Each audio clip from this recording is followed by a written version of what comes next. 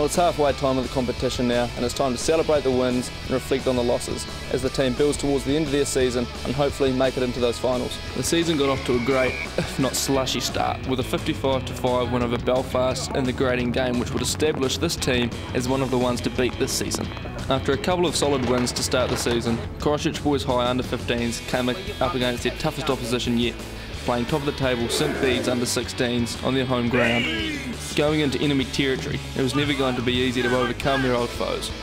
With a bit of luck and 3 tries in quick succession, Bede's opened up a large 35-0 gap heading into half-time.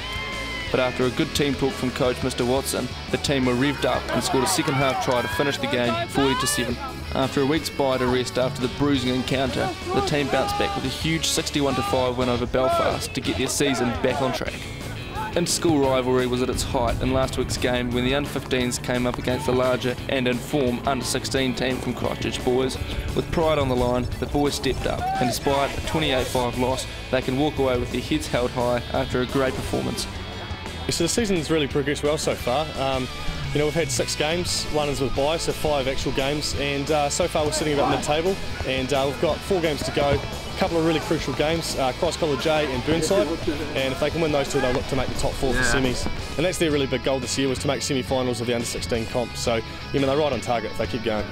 Well, as they say, rugby is a game of 2 halves and a season of 2 halves. As some teams crumble with injury, and other teams start to find their form, but we're looking forward to an exciting finish to the season.